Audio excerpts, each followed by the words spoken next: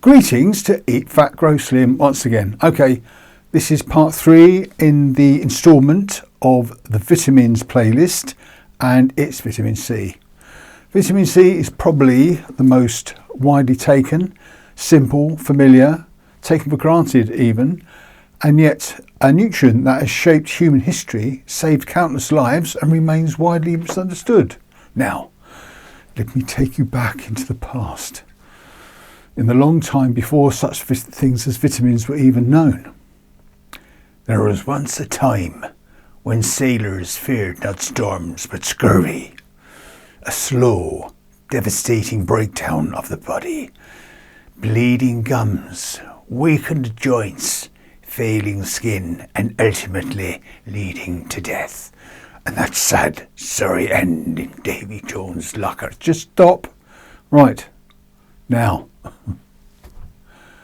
Yes, that's true. There used to be such thing as scurvy, and as probably everyone in the world knows, they started giving sailors lime juice to cure it, and that was the beginning of the vitamin craze. So what's fascinating is that the cure for scurvy was known long before it was accepted, and long before it became formalised. Centuries before formal science, sailors, particularly Portuguese and Dutch mariners, had already observed something very simple, that when crews were given fresh fruit, especially oranges and lemons, they recovered from scurvy, or they just didn't get scurvy at all. And so records from early voyages described sailors being cured simply by eating citrus. And by the early 1600s, Dutch sailors in the East Indies were already using lime juice as a treatment. So the simple life-saving discovery was repeated over and again, but after being discovered, it might have been forgotten and rediscovered and ignored. So along came a guy called James Lind. Now he demonstrated using a clinical experiment that if you paired people with scurvy with citrus fruits, miraculously you could cure the scurvy. And he wrote up his clinical observations in a treatise in 1747. And you'd have thought that had been enough, but it still took decades before the Royal Navy finally implemented citrus as standard. And of course that leads the American nation to refer to all British people since that time as limeys. I don't know if they still do, but certainly in the Second World War they were still calling goddamn limeys. Anyway, what does this all tell us? So pretty profound about knowing something works isn't enough for the establishment to adopt something. And actually understanding how it works is not the same thing, 'cause back then we still didn't understand. So, vitamin C, or ascorbic acid as it is known, is essential for human life. Now it gets this name, ascorbic acid, because before there was this concept of vitamins, we knew that there was something in the fruit that cured the scurvy. And Latin for scurvy was scorbutus, and so it's ascorbutic, meaning without or in the absence of scurvy. Ascorbic acid can be purchased for a very small amount. You can get a kilo of this white powder for about £15 or maybe $20 on the internet. And it's so simple, it's very easy to make and produce, and so it can be purchased by the kilogram. So don't be fooled with getting tiny little amounts in little bottles or pills of effervescent vitamin C. If you want to save some money, get yourself a year's supply or a 2-year supply for 15 quid. It makes sense. If you don't like the acidity of it, you can get it buffered, and that's called sodium ascorbate. It's pretty much the same thing, slightly less effective, but it's not acidic. If that worries you. Now, here we go. What does it do? What's it all about? It's essential for life. It is required for the production, primarily anyway, of collagen. Now, this is a structural protein that holds together all your skin, your blood vessels and your connective tissue, and without it the body quite literally begins to fall apart. It's also a powerful antioxidant and plays an essential role in immune function and supports white blood cells and helping the body respond to infection. Now, people take it for that reason alone. The actual amount you need is very, very small to protect you from scurvy. And there's also a growing interest in its role in cardiovascular health, which is beyond these things, which I've seen recently online, and I need to follow up. And I'm going to follow this up if I think it's worthwhile. But it's one of these things, this incessant number of things that you see on the internet to try this, do that, here's this supplement, here's that supplement, it's all brilliant. If you took it all, you'd spend $1 million.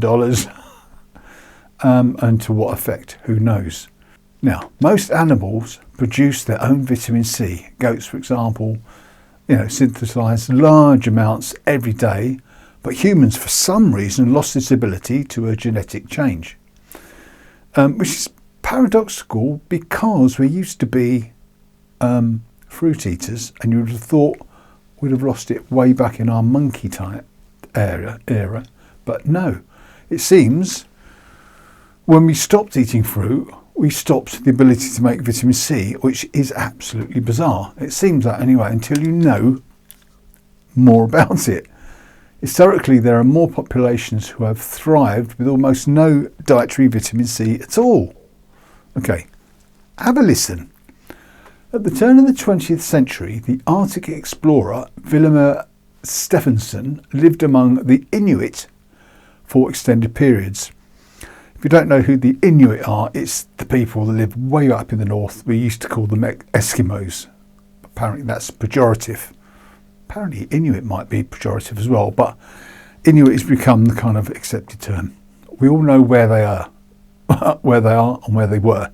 Incidentally, today their lives are hugely changed, and they've had to face the horrors of Western food, and that's a story for another time. Now, back in the early 20th century, Mr. Stephenson, he consumed no fruits, no vegetables, only meat and fish, including fat and organ meats. The Inuit themselves followed the same pattern, obviously, and have done for thousands and thousands of years, living almost entirely on animal-based foods.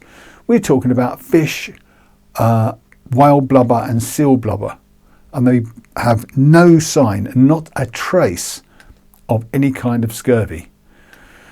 And nor did Stephenson, and he returned to the United States thinking about this, and under medical supervision undertook a whole year-long experiment eating only meat and fat with no plant foods and with minimal carbohydrates, which is key. Now, at the end of that period, he remained in good health with no evidence of any kind of vitamin C deficiency. The explanation seems to be in two key areas. First, fresh meat, particularly organ meats and even muscle tissue, despite what the vegans might tell you, do actually contain small amounts of vitamin C. Not large enough for what you'd call the normal RDA perhaps, but it seems plenty enough. There's a reason for that. Second, and perhaps this is where it all comes together, carbohydrate intake appears to influence vitamin C requirements. Glucose and vitamin C compete for the same transport mechanisms in the body, and when carbohydrate intake is high, glucose may interfere with the uptake and utilisation of vitamin C. This means if you eat a lot of carbohydrates, your requirement for vitamin C is more. This raises an intriguing possibility that the high carbohydrate diets of sailors, based largely on ship's biscuits and preserved grains, may have increased their requirement for vitamin C while simultaneously impairing their ability to use what little they had. In other words, don't blame the lack of something, blame the fact that you're consuming a certain type of food, and in this case, us humans who are not actually that well equipped to, in an evolutionary sense, to consume lots and lots of carbohydrates, So those sailors found that if they were eating mainly carbohydrates, their vitamin C requirement went up and they got ill. Now, by contrast, low carbohydrate diets such as those of the Inuit may reduce the body's demand for vitamin C while improving the efficiency of its use. In other words, the small amounts you get in meat is enough as long as you're keeping away from the carbs. Now, this is a great boost for all those carnivores out there because they know that what they're eating is actually safe and they're not going to get any vitamin C deficiencies. Now, this does not mean vitamin C is unimportant, far from it. It remains totally essential, but it does suggest that context matters and that requirements may not be fixed for every dietary pattern. Okay, so let's get down to the numbers. Official recommendations in the UK suggest around only 40 milligrams per day, enough to prevent scurvy. I don't know what they are in the USA. I would imagine they're pretty much the same because these things do tend to get shared. For general health, many suggest higher intakes, perhaps 100 to 200 milligrams per day, particularly times of stress or illness. And think about it, if you're eating carbohydrates, bread, pasta, rice, all those things that weren't in our diet before agriculture began only 10,000 years ago, you're going to need more vitamin C. Now, vitamin C is water soluble and excess amounts are typically excreted.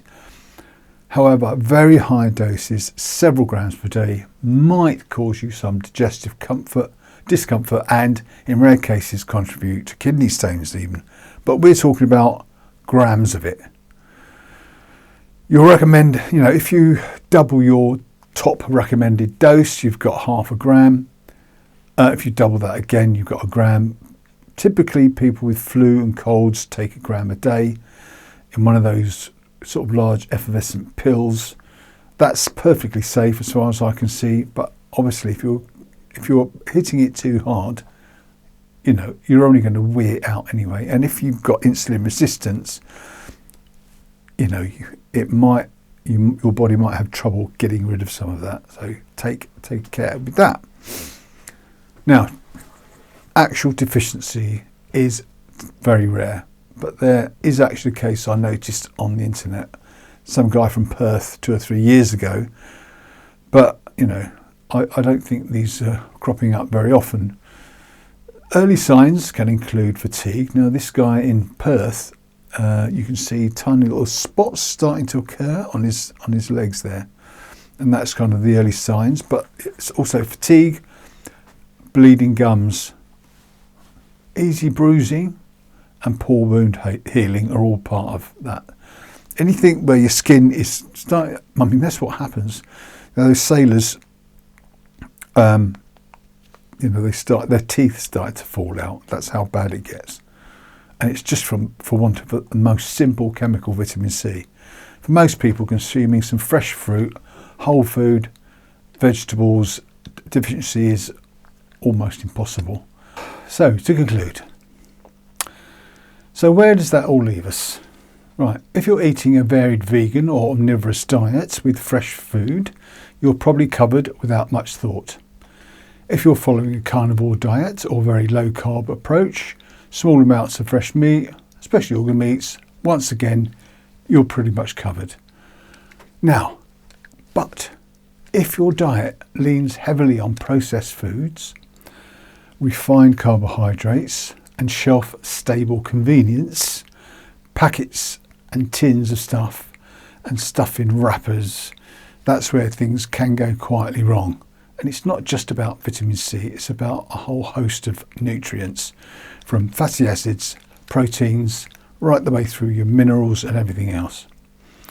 Right. Now, as for detox, in most cases your liver and kidneys are already doing that job perfectly well. What people usually mean is simply this: eat more real food and fewer things that come in packets. And if you're detoxing, what you're probably doing is just drinking more water, and that's flushing. If you add vitamin C, it may well help. I'm not an expert on that. No, so the practical takeaway is refreshingly simple for vitamin C. Eat whole foods, don't rely on fortification to save a poor diet, and if your gums start bleeding, maybe you don't blame the weather. It could be infection, but it could be a problem with vitamin C. Vitamin C deficiency isn't complicated. Ignoring it, historically, that's where things got really interesting. Right, me hearties, I'll see you in the next one on vitamin D, and I think I'll probably add vitamin K to this one as well. See you there. If you're interested, do all the like and share. Who knows, someone might watch these. See you later.